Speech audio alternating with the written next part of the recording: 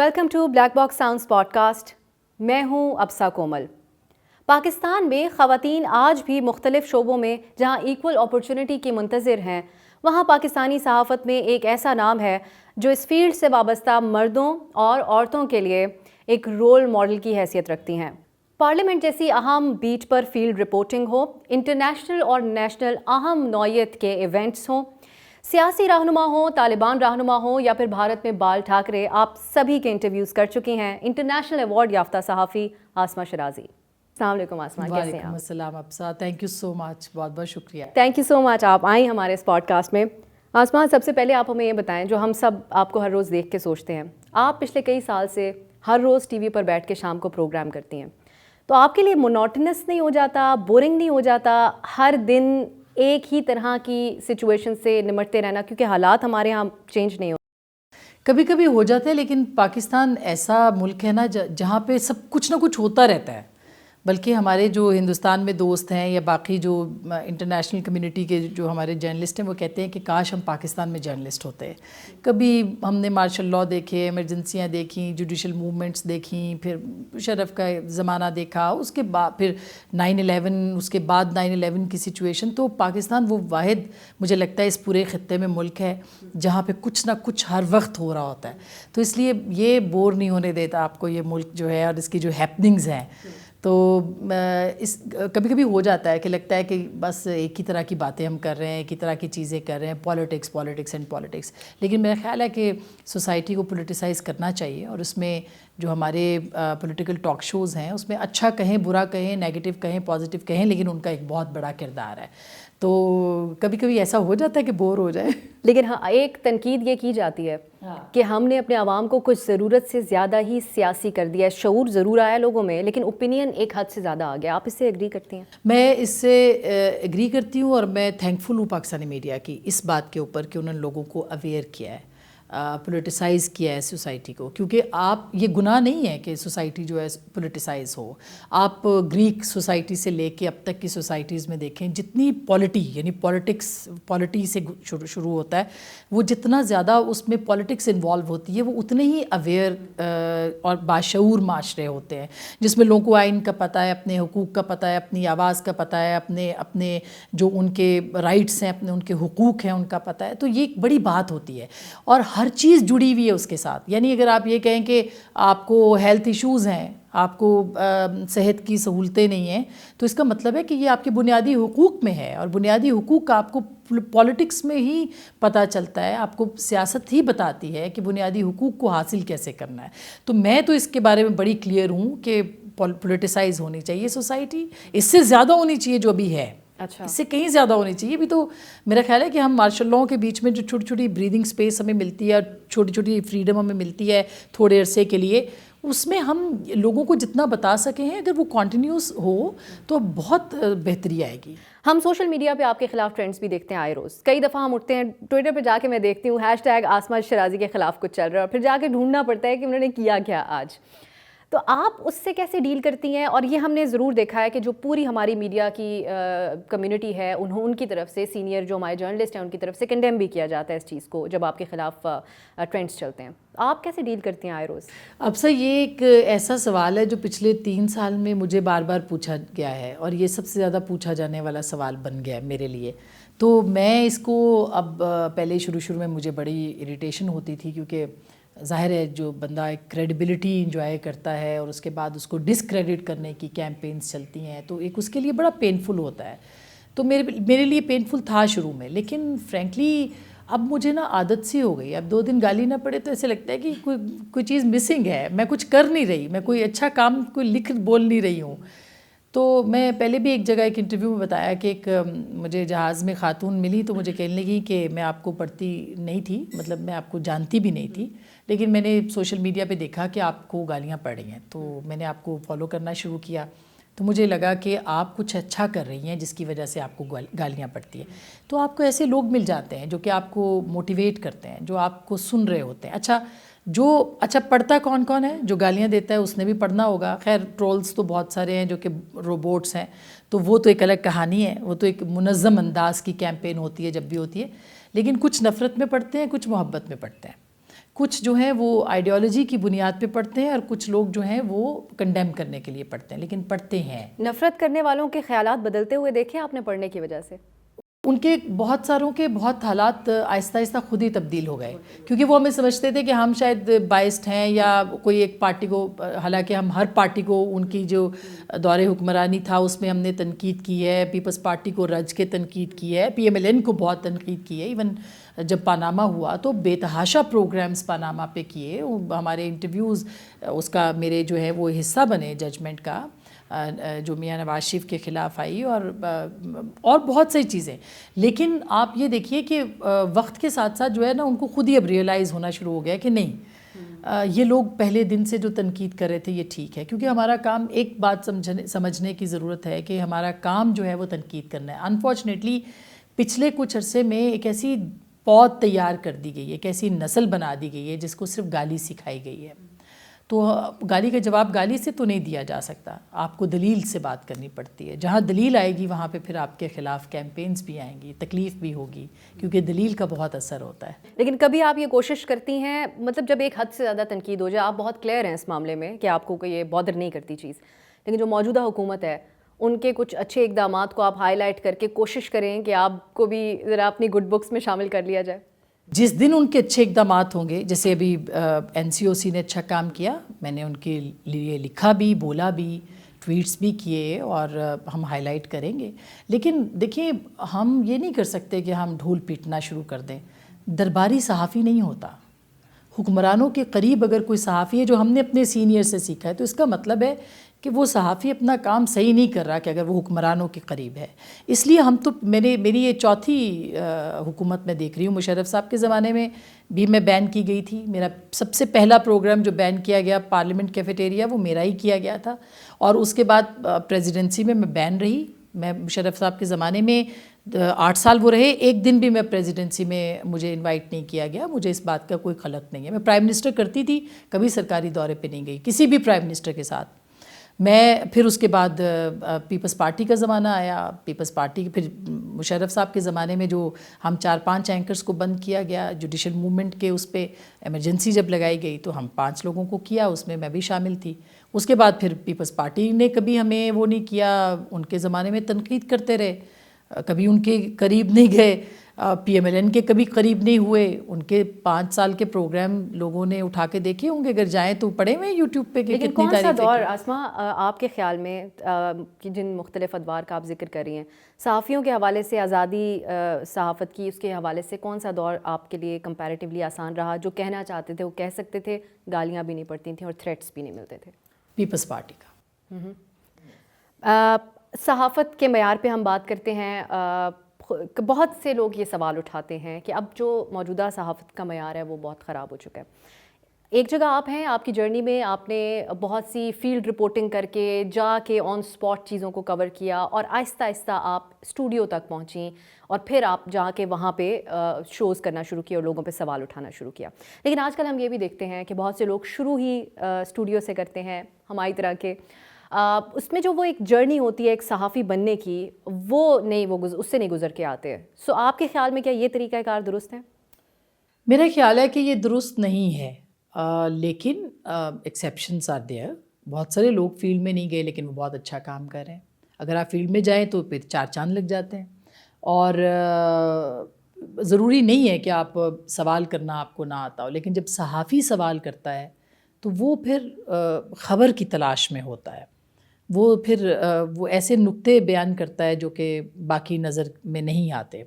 تو مجھے تو جب میں نے شروع کیا تھا اپنا کریئر، میں نے 2001 میں پی ٹی وی سے 2000 میں شروع کیا، پی ٹی وی میں تھی میں 2002 میں، جب جیو آیا تو میں نے جیو کیا، تو ساتھ ہی الیکشنز شروع ہو گئے، تو جیو کی انتظامیہ نے بہت کہا کہ میں پروگرامنگ میں آ جاؤں، کیونکہ میں، اور پھر نیوز میں بھی، کیونکہ وہ جو ہماری ٹریننگ تھی اس میں نیوز اینکرنگ میں بھی بہت شاندار، بلکہ سب سے اوپر نام تھا، تو بار بار کہا جاتا تھا آپ خبریں پڑھ لیں، تو میں کہتی تھی نہیں، میں نے رپورٹر بننا ہے بس، میں خبر کی دنیا میں رہنا چاہتی ہوں، پھر جب کبھی ٹائم لگے گا تو میں کر دوں گی۔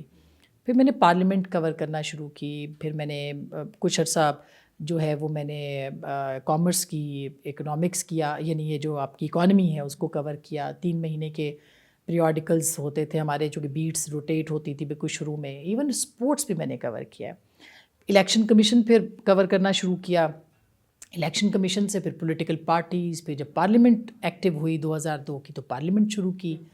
تو پارلیمنٹ میں آپ کو بہت زیادہ فائدہ ہوتا ہے جب آپ کور کرتے ہیں پارلیمنٹ کو. میں جب ینگ لڑکے لڑکیاں مجھ سے پوچھتے ہیں تو میں ان کو کہتی ہوں آپ پارلیمنٹ ضرور جائیں.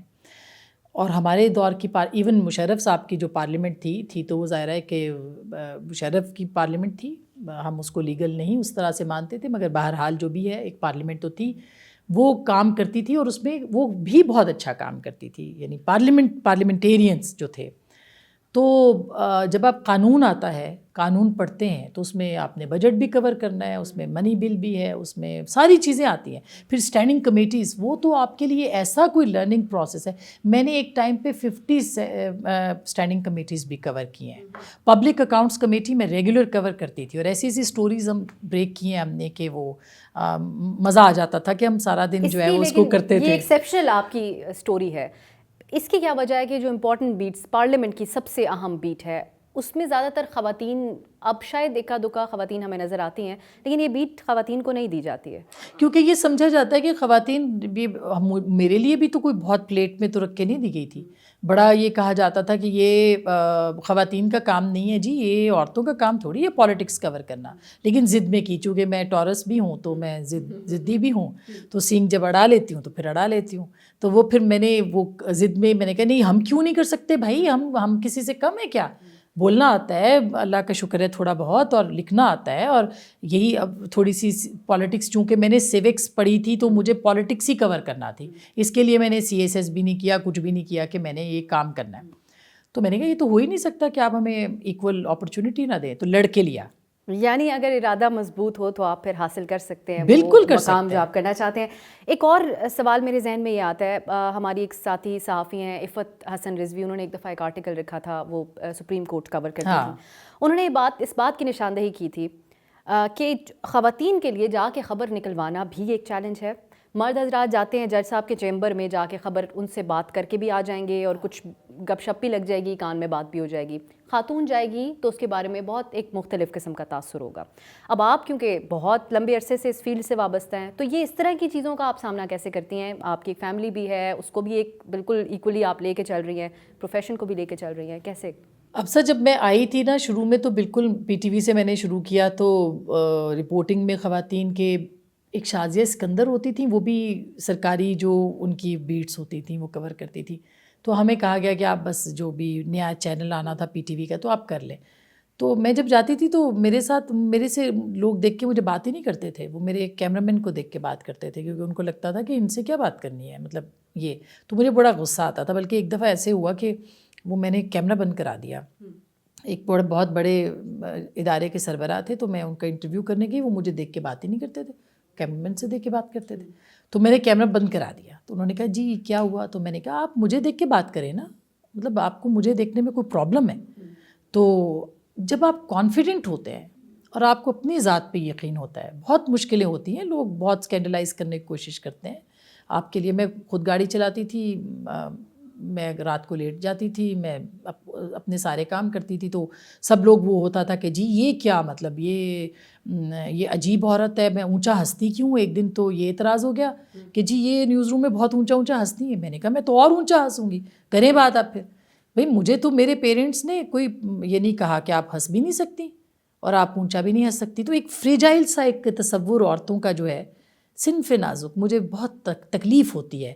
اور اردو ڈکشنری میں بہت الفاظ ہیں جو کہ میں کسی وقت لکھنا بھی چاہتی ہوں کہ بھائی آپ کیا سمجھتے کہ یہ ان کا کیا ان کے ساتھ کرنا چاہیے, یہ آ گئی ہیں, انسان ہیں, ان کو انسان کے طور پہ ٹریٹ کریں.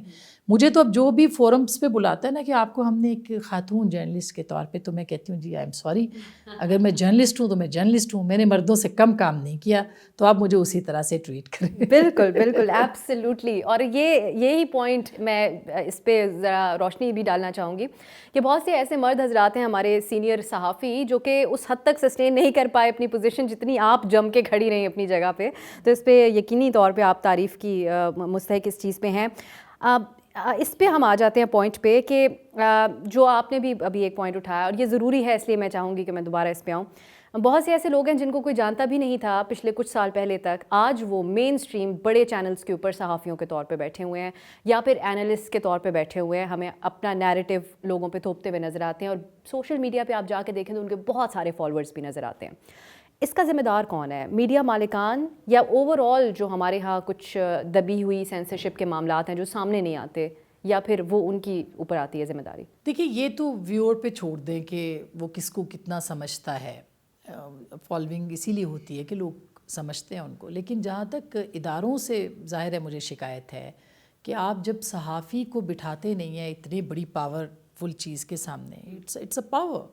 آپ مائک کو جب آپ اپنے ہاتھ میں لے لیتے ہیں تو آپ کو اندازہ نہیں ہے کہ اس کا امپیکٹ کیا ہے، کیا لفظ کہاں آپ نے ادا کرنا ہے، کس کی کیا حرمت ہے، وہ آپ کو نہیں پتہ ہوتا. تو آپ کہہ دیتے ہیں بہت ساری چیزیں اور پھر آپ اپنے اوپر صحافی کا لیبل بھی آپ لگوا دیتے ہیں. تو مجھے اعتراض اداروں پہ ہے کہ ایسے اینکرز کو یا جو لوگ ایسے ہیں ان کو آپ صحافی نہ کہیں. مطلب ہر کوئی سینئر صحافی ہے، ہر کوئی سینئر تجزیہ نگار ہے.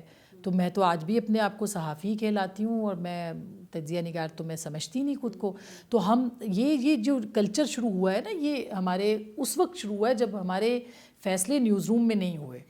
یہ اس وقت شروع ہوا ہے جب مالکان کو اپنا کمفرٹ لیول انہوں نے دیکھا اور مالکان نے سمجھا کہ ہمیں کچھ جو صحافی ہے وہ تو ڈٹ جاتا ہے یا وہ بہت سارے باتیں نہیں کرتا، وہ جو کہنا چاہتے ہیں لوگ وہ نہیں کہتا.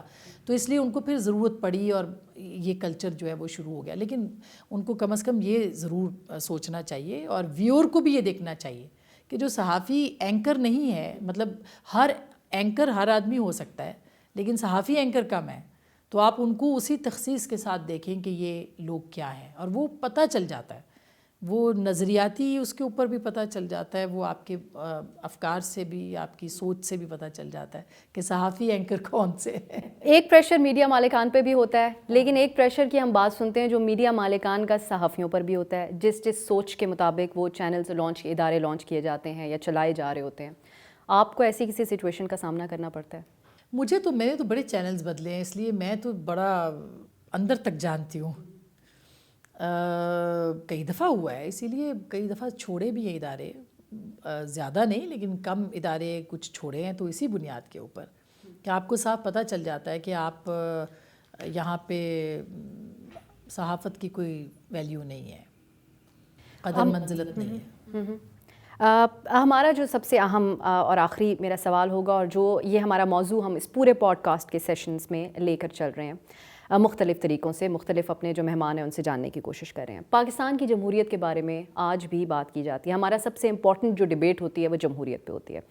آج کے دور میں بہت سارے لوگ، خاص طور پہ ینگ جو جنریشن ہے، وہ کبھی صدارتی نظام کی بات کرتی ہے اور کبھی یہ بھی کہتی ہے کہ جمہوریت ایسے ملک میں چل ہی نہیں سکتی. ہم ایسے لوگ ہی نہیں ہیں جو جمہوری طور پہ ووٹ بھی صحیح دیں گے، اتنے باشعور نہیں ہیں. آپ کے خیال میں پاکستان کی جمہوریت اس وقت کہاں پر کھڑی ہے؟ کیا پہلے کی طرح کے حالات ہیں یا پہلے سے بہتری کی جانب گامزن ہے؟ کیونکہ کچھ ہماری جمہوری حکومتیں بیک ٹو بیک تو آئی ہیں. ابسا، یہ جو آپ نے کہا نا کہ نوجوان یہ سمجھتے ہیں کہ صدارتی نظام کے یا جو اس طرح کے، میرا نہیں خیال کہ نوجوان جو ہیں وہ پارلیمانی نظام کے علاوہ کوئی نظام چاہتے ہیں، کیونکہ یہ وہ نظام ہے جو قائد اعظم محمد علی جناح نے پاکستان کے لیے سجیسٹ کیا اور یہ دنیا کا واحد کامیاب نظام ہے. اگر ہم امریکہ کی مثالیں دیں گے تو امریکہ پاکستان نہیں بن سکتا، پاکستان امریکہ نہیں بن سکتا. ہمیں تو جو ہمارے قائد نے بتا دیا وہی ہمارے لیے امپورٹنٹ ہے. دوسری بات یہ ہے کہ پارلیمانی نظام کی بڑی خوبیاں ہیں اور جمہوریت کی بڑی خوبیاں ہیں، لیکن اگر جمہوریت صحیح معنوں میں ہو، اگر آپ نے جمہوریت کو ہائبریڈ کر دیا، جیسے ابھی نظام جو ہے مطلب آدھا تیتر آدھا بٹیر والا آپ نے نظام رکھا ہوا ہے، تو یہ آپ کو کیا ڈیلیور کرے گا؟ جو لوگ عوام سے منتخب ہو کے آتے ہیں اور ووٹ کی طاقت سے آتے ہیں، وہ عوام کے لیے کام کرتے ہیں، وہ نظام کے لیے کام کرتے ہیں. اور آپ نے دیکھا 70 سالوں میں 40 سال مارشل لاء رہے، یعنی صدارتی نظام. انہوں نے پاکستان کو کیا دیا؟ ایک تھوڑے سے عرصے کے لیے بیرونی امداد کے اوپر ملک چلا کے تو آپ یہ کہتے ہیں کہ جی ایوب خان نے پاکستان کو یہ بنا دیا، تو یا خان نے تو ٹوٹا بھی آمریتوں میں پاکستان. اور آمریتوں نے دیا کیا آپ کو, صدارتی نظام نے دیا کیا, اور جو کچھ تھوڑا بہت بچا ہوا ہے یہ جمہوریتوں میں نظر آیا آپ کو.